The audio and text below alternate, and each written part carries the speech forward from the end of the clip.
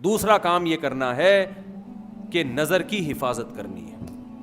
جتنے موبائل میں لڑکیوں کے نمبر ہیں نا, سب آج سے کیا کر دو, جو آپ نے وسیم بھائی ستار بھائی کے نام سے سیو کیے ہوئے. سمجھ رہے ہو, یہ عیاشی ہے جس پر اللہ خوش نہیں ہوتا.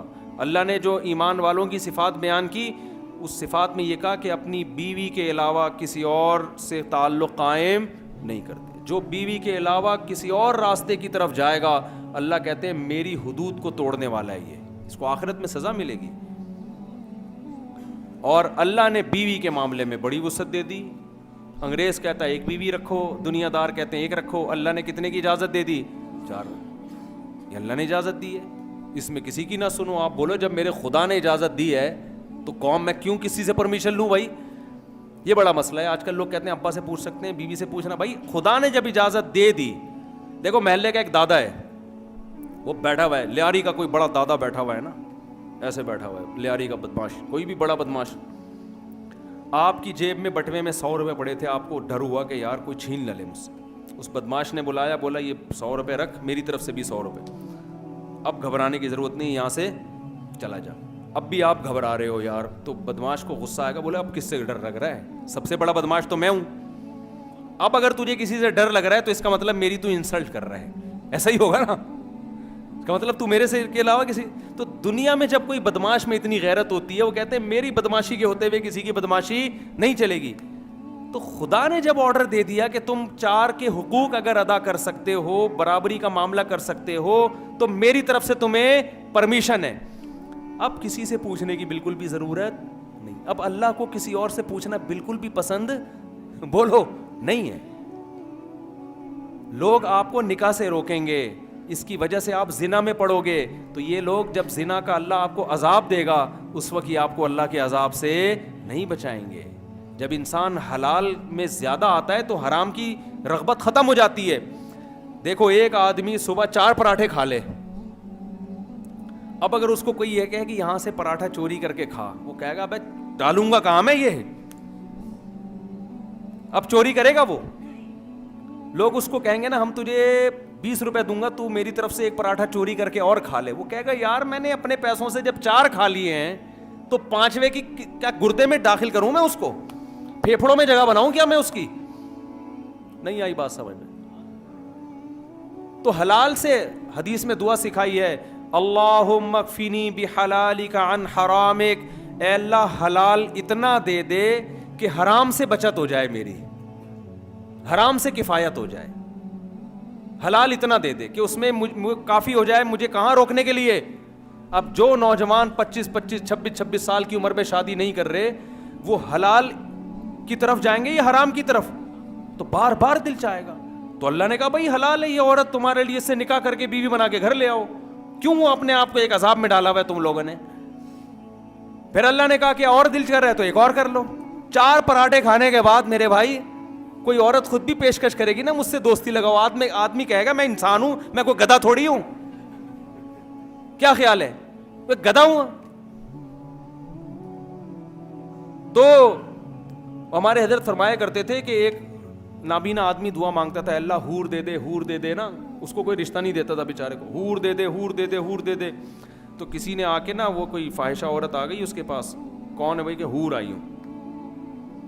تو نتیجہ یہ نکلا کہ اس نے اس سے تعلق قائم کیا. بھئی آسمان سے کوئی حور آئی ہے, حالانکہ وہ فاحشہ عورت تھی. تو بڑا خوش ہو گیا کہ مجھے کہاں سے آسمان سے کیا مل گئی ہے, حور.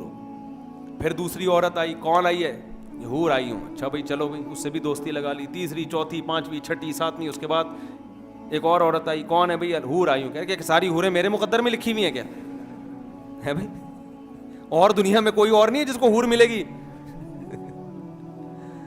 تو انسان کی بھی ایک حد ہے. کیونکہ ٹھرکی کوئی ہو تو اس کا تو کوئی علاج ہی نہیں ہے نا. ٹھرکیوں کا تو دنیا میں کوئی علاج ہوتا ہی نہیں. لیکن ایک صحت بھی تو ہے, جب روٹی کھاؤ گے تو خواہش بھی تو پیدا ہوگی. یہ تو نیچرل ہے نا. اسی خواہش کے پورا ہونے سے تو انسان پیدا ہوتے ہیں. یہ غلط خواہش تھوڑی ہے. یہ انسانوں میں خواہش نہ ہوتی تو آج اتنے لوگ بیٹھے ہوئے ہوتے ہیں یہاں سامنے, سارے بڈھے ہو کے مر چکے ہوتے. کوئی خواہش ہی نہیں تھی ان میں. ایک آدمی گاؤں سے آیا, کسی مفتی صاحب سے پوچھنے لگا کہ مفتی صاحب ہم نے سنا ہے کہ متقی آدمی جنت میں جائے گا, متقی ہے نا, تو ذرا یہ بتا دو متقی بولتے کس کو ہیں تاکہ میں بھی متقی بن جاؤں. مفتی صاحب نے بتایا وہ متقی اس کو بولتے ہیں کہ اس کے سامنے سے خوبصورت حسین ترین عورتیں گزر جائیں مگر اس کا دیکھنے کو دل ہی نہ کرے, اتنا نیک آدمی ہو, جیسی مرضی عورتیں اس کو اپنی طرف مائل کرے اس کا دل ہی نہیں چاہے, اتنا نیک. وہ بیچارہ سیدھا سادہ, اس نے کہا وہ اس کو تو ہمارا زبان میں ہجڑا بولتے ہیں, تو جنت میں کیا صرف ہجڑے لوگ جائیں گے, مرد کا بچہ کوئی جنت میں نہیں جائے گا. تو وہ مفتی اگر واقعی مفتی ہوتا تو وہ یہ جواب نہیں دیتا کہ دیکھنے کا دل ہی نہ کرے, وہ کہے مرد ہے تو عورت کی طرف دل اس کا مائل ہوگا. مرد کی تو ڈیفینیشن ہی یہی ہے, اسی کو تو مرد کہتے ہیں. عورت دیکھ کے مچل جائے گا, لیکن متقی اسے کہتے ہیں وہ دیکھے گا کہ یہ حلال ہے یا حرام, کہے گا حرام پہ پابندی لگائی ہے, بھوک لگ رہی ہے, روٹی دیکھ کے دل مچلے گا کہ کھا لوں میں, اگر دل ہی نہیں کر رہا اس کا مطلب پیٹ خراب ہے آپ کا. آپ تو ڈاکٹر سے علاج کراؤ کہ بھوک بھی لگ رہی ہے, صبح سے کھانا نہیں کھایا پھر بھی دل, لوگ گولیاں کھا کھا کے بھوک لگا رہے ہوتے ہیں, ڈاکٹر صاحب بھوک نہیں لگتی مجھے. تو مرد ہوگا تو عورت کی طرف بھوک اس کو لگے گی. تو متقی اس کو بولتے ہیں جیسے جو بھوک لگ رہی ہے روٹی کی, مگر وہ کہتا ہے بھوک تو لگ رہی ہے مگر چوری کر کے نہیں کھاؤں گا, ریڑھی لگاؤں گا, پیسہ کماؤں گا, حلال سے 2 نوالے کھاؤں گا. وہ حلال کے 2 نوالے اس حرام کے 6 نوالوں سے بہتر ہیں. تو متقی کا دل چاہتا ہے لیکن وہ خدا کے خوف کی وجہ سے اپنی نظر کی حفاظت کرتا ہے. وہ کہتے ہیں نکاح کر کے اپنے عقد میں لے کر آؤں گا, اس کے بغیر میں عورت کی طرف نہیں جاؤں. تو اللہ میاں نے اجازت دے دی 4 روٹیاں کھانے کی, سمجھ میں آ رہی ہو, اپنے خرچے پہ 4 عورتوں سے اللہ نے نکاح کی اجازت دی. یہ بات لوگ بتاتے نہیں ہیں, ڈر رہے ہوتے ہیں, سیاستاً گھبرا رہے ہوتے ہیں, لیکن میں کہتا ہوں اگر میں نہیں بتاؤں گا تو اللہ ہم سے پوچھے گا کہ میں نے جب حرام پہ پابندی لگائی تھی وہ تو تم نے بتا دیا کہ نظر کی حفاظت کرو, میں نے حلال کی بھی تو اجازت دی تھی نا, وہ کیوں نہیں بتا رہے, اس میں گھبرا کیوں رہے ہو تم. لوگ مجھ سے کہتے ہیں آپ ہی بیان کرتے ہو, اس پہ دوسرے علماء کیوں نہیں کرتے. میں کہتا ہوں ان کی 2 تو کی ہی نہیں ہے تو کیسے بیان کریں گے وہ بیچارے, وہ دوسری کریں, وہ خود بیچارے وہ مجبور ہیں معاشرے کے آگے. تو بیوی تو ہنگامے کھڑا کر دیتی ہے نا, وہ کہہ رہے ہیں یار بچے گریبان پکڑ کے مارتے ہیں کوٹتے ہیں, وہ تو آپ کو بھی ماریں گے کوٹیں گے. آپ سمجھ رہے ہو کہ شاید ہمیں نہیں کچھ کہیں گے, کہنے دو, کیا ہوتا ہے اس سے. آپ نے حقوق ادا کرنا ہے, آپ نے دوسری کر کے پہلی کو لٹکا کے چھوڑنا نہیں ہے. اس کے بھی حقوق, اس کے بھی حقوق, پھر تیسری کرتے ہو اس کے بھی حقوق.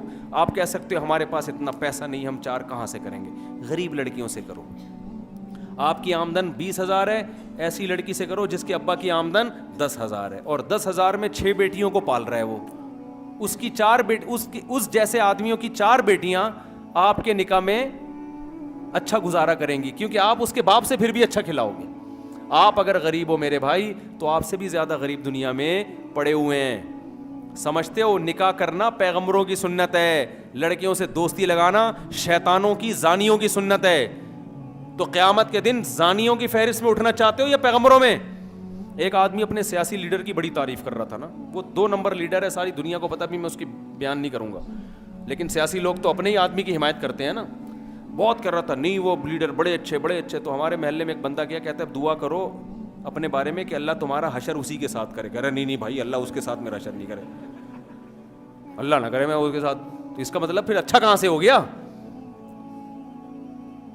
نہیں آئی بات سمجھ میں؟ بھائی انسان چاہتا ہے ہمارا لیڈر کو ہم ووٹ دیں گے جیسا بھی حشر پیغمبروں کے ساتھ ہو, حشر موسیٰ علیہ السلام کے ساتھ ہو, حشر محمد صلی اللہ علیہ وسلم کے ساتھ ہو, حشر ابراہیم علیہ السلام کے ساتھ ہو, حشر ہمارا علماء صلحاء کے ساتھ ہو. چاہتے یہی ہے نا, علماء کو ووٹ بے شک نہیں دیں گے. تو وہ میں نہیں کہہ رہا آپ کسی کو ووٹ دیں, آپ وہ جس کو چاہیں. ووٹ دینے کی تو بہت سارے اسباب ہوتے ہیں نا. بعض دفعہ آدمی کو پتہ ہے نیک آدمی ہے لیکن بیڑا غرق کر دے گا ملک کا, تجربہ نہیں ہے نا. دیکھو ڈرائیونگ کی سیٹ پہ اس کو نہیں بٹھایا جاتا جو نیک ہے, اس کو بٹھایا جاتا ہے جو ڈرائیونگ جانتا ہے, بھلے چرس پیتا ہو وہ. دنیا کے بعض دفعہ اصول کو, پھر بھی نیک آدمی کو ووٹ دینا چاہیے, اصول یہی ہے. لیکن آپ کے کوئی سیاسی جماعت ہے وہ آپ جانے وہ جانے, لیکن انسان چاہتا ہے حشر میرا کس کے ساتھ ہو؟ پیغمبروں کے ساتھ, علماء کے ساتھ, بزرگوں کے ساتھ. چاہتا ہے کہ نہیں چاہتا؟ تو کام بھی وہ والے کرنے پڑیں گے جو بزرگان دین, پیغمبر اور علماء کرتے ہیں. انگریز کافر زنا کی طرف جاتا ہے, شراب کی طرف جاتا ہے, پیغمبر شراب کو حرام کر کے گئے ہیں. تو پہلا کام جلدی جلدی بس مکمل کرتا ہوں, نماز پابندی سے پڑھنی ہے منوڑا والوں نے. دوسرا کام کیا کرنا ہے, کبھی بھی برائی کے قریب نہیں جانا. اگر آپ کی کسی لڑکی سے دوستی ہے, نوجوان بیٹھے ہوئے یہاں, اسے شادی کی آفر کر دو. بولو آج سے ہماری تمہاری بات چیت بند, میں آ رہا ہوں تمہارے ابا سے ملاقات کے لیے, اپنے ابا کو لے کے آ رہا ہوں, میں تم سے شادی کروں گا, نکاح کر لیتے ہیں, پھر بات چیت جائز ہے. ساری رات پھر تو کرے گا ہی نہیں, پھر جیسے نکاح ہو جائے گا پھر نہیں بات کرے گا, پھر مس کال کا جواب بھی نہیں دے گا. اب آپ کہیں گے ہمارے ابا راضی نہیں ہوں گے, ہم جب اس کے گھر جائیں گے تو ابا راضی نہیں ہوں گے. تو ابا کو سمجھاؤ پہلے سے, ابا آپ کے ابا اگر آپ کو شادی سے روکتے تو آپ میرے ابا بنتے؟ سمجھ میں آ رہی ہے بات؟ اے میرے ابا, آپ کے ابا اگر آپ کو شادی سے روک لیتے تو کیا آپ میرے ابا بنتے؟ تو جیسے آپ کے ابا نے آپ کو شادی سے نہیں روک کے آپ کو میرا ابا بنا دیا, تو مجھے بھی کسی کا باپ بننے دیں پھر آپ. نہیں آئی سمجھ میں؟ اگر ابا عقل مند ہوں گے سمجھ میں آ جائے گا, نہیں عقل مند ہوں گے تو آپ اگر کماتے ہو تو کر کے ابا کو بتا دو, ابا یہ میرا بنیادی حق ہے, میں برائی کی طرف جا رہا تھا, میں زنا کی طرف جا رہا تھا, میں انٹرنیٹ پر فحش فلمیں دیکھنے لگا تھا, قیامت میں جب چترول لگیں گے آپ تھوڑی مجھے اللہ کے عذاب سے بچاؤ گے, باپ بچا لے گا کیا؟ آپ یہ تھوڑی کہہ سکتے ہو اللہ میری ابا شادی نہیں کرا رہے تھے اس لیے میں برائی کر رہا تھا. اللہ کہے گا تو بھی پٹے گا, تیرا باپ بھی پٹے گا, دونوں کو سزا دوں گا میں. تو نکاح میں نہیں سنو, اس زمانے میں کسی کی نہ سنو. ہاں حقوق ادا کرنے ہیں وہ میں بار بار کہوں, ایسے نہیں کہ لٹکا کے چھوڑ دو. تو دوسرا کام کیا کرنا ہے, نظر کی حفاظت اور نکاح کی کثرت. تیسرا کام کیا کرنا ہے, دیکھو آج نوجوانوں میں نشہ بہت تیزی سے پھیل رہا ہے. آج ایک نفسیاتی ڈاکٹر سے ملاقات ہوئی, کہہ رہے ہیں 99 جو نفسیاتی کیسز آ رہے ہیں نشے کے. کوئی شیشہ پی رہا ہے, کوئی مین پوری, کوئی گٹکا, کوئی سگریٹ, تو سب سے کم نشہ چل رہا ہے آج کل. بھائی یہ ساری چیزیں آپ کی باڈی کو تباہ و برباد, اس میں سکون نہیں ہے. نشہ کرنے والا سمجھتا ہے میں نشہ کرتا ہوں سکون میں آتا ہوں, وہ بھائی جو نشہ نہیں کرتا وہ کیے بغیر سکون میں ہوتا ہے, وہ کیے بغیر. یہ تو آپ نے خود اپنے آپ کو اس عذاب کا عادی بنا لیا. کوئی آئس پی رہا ہے, کوئی چرس پی رہا ہے, کوئی ہیروئن پی رہا ہے. اگر کسی کو خدا نخواستہ یہ بیماری لگ چکی ہے, جا کے کسی ڈاکٹر سے ابھی اپنا علاج کراؤ. آج علاج کرانا آسان ہے, کل مشکل ہو جائے گا. اور دنیا میں اس سے بڑا بے وقوف کوئی نہیں ہے جو یہ سمجھتا ہے شراب میں اور نشے میں سکون ہے. نشے میں سکون نہیں ہے, اس میں آپ کو اس لیے سکون ملتا ہے کہ آپ نے اپنے آپ کو اس کا عادی بنا لیا ہے. تھوڑے دیر میں نے خود ہیروئنچیوں کے جنازے پڑھائے ہیں. ہمارے محلے میں ایک ہیروئنچی رہا کرتا تھا, بڑا نیک, حج بھی کر کے آیا, پھر سٹا لگانا شروع کر دیا. جوان آدمی مر گیا, اس کے جنازے میں مجھے اتنی عبرت, میں نے کہا 25 سال کا جوان آدمی ہے, کس عذاب میں اپنے آپ کو اس نے ہلاک کیا. تو نشے سے انسان کا جسم گھلتا ہے. کوئی بھی نوجوان آپ کو کہتا ہے نا تھوڑی سی پی لو, تھوڑی سی پی لو, نہ بھائی یہ گندی چیز ہے, اللہ نے حرام قرار دی. ہم کیوں, اللہ شراب طہور پلائے گا قیامت کے دن ان لوگوں کو جو دنیا میں گندی چیزوں سے بچا کرتے تھے. تو چھوڑو اس عذاب کو, ان دوستوں کو چھوڑ دو جنہوں نے آپ کو نشے میں ڈالا ہے.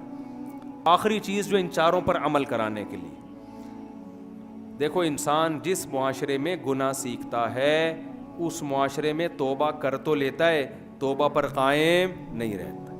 آپ نشہ چھوڑو گے, پھر آپ کے وہ دوست نشئی فون آئے گا, بے آ جا, وہ فری میں مل رہی ہے, آ جا. ایک دفعہ, 2 دفعہ, 3 دفعہ آدمی کہتا ہے چلو یار دوبارہ سٹا لگا لو. شراب پیتا ہے, دوبارہ شرابیوں کا فون آ جائے گا. لڑکیوں سے دوستی ہے, کسی اور نمبر سے آپ نے بلاک کر دیا, کسی اور نمبر سے رابطہ کرے گی, 2-4 دن پھر آدمی آ جاتا ہے, پھر جنت ونت بھول جاتا ہے سب. تو اس لیے حدیث سے یہ بات ثابت ہے کہ انسان توبہ بھی کرے اور اپنے ماحول کو تبدیل. اب ماحول تبدیل کر کے کہاں جائیں, منوڑا چھوڑ کے کیا آپ ڈیفینس چلے جائیں؟ ہے بھائی, وہاں الگ قسم کے نشے ملیں گے. آپ یہاں چرچ چھوڑ کے جائیں گے, وہاں کیا چل رہے ہوں گے, آئس چل رہی ہوگی, بڑے لوگوں کا نشہ ہے بھائی. ڈیفینس چھوڑ کے آپ بھاگیں گے بحریہ ٹاؤن, وہاں الگ قسم کے سٹے چل رہے ہیں. اور یہاں پر تو نشہ والا پائپ کے اندر بیٹھ کے نشہ کر رہا ہوگا نا, پھٹے پرانے کپڑوں میں. مالدار علاقوں میں 3 پیس سوٹ ٹائی میں نہا دھو کے وضو کر کے کر رہے ہوتے ہیں نشے. حقیقت ہے, وہ اس کو برا بھی نہیں سمجھتے, وہ کہتے ہیں یہ تو ڈپریشن کی علاج کر رہے ہیں ہم. تو اس لیے اس زمانے میں ماحول تبدیل کرنے کے لیے تبلیغ سے بہتر کوئی راستہ نہیں ہے. ہمت کر کے سیروزہ چلہ 4 مہینے لگاؤ. میں نے دیکھا ہے ہیروئنچیوں کو دیکھا ہے 4 مہینے لگا کے نشہ چھوٹ گیا ان کا.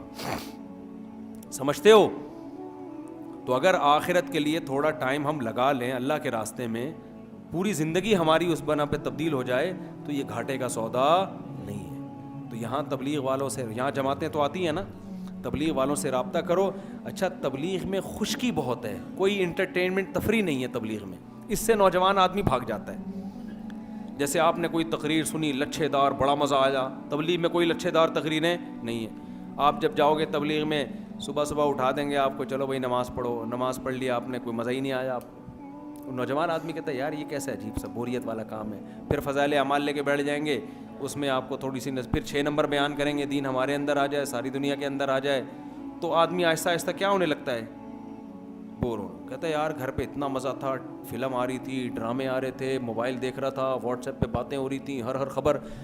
تو یہ دیکھو اس میں وقتی طور پہ بوریت ہے.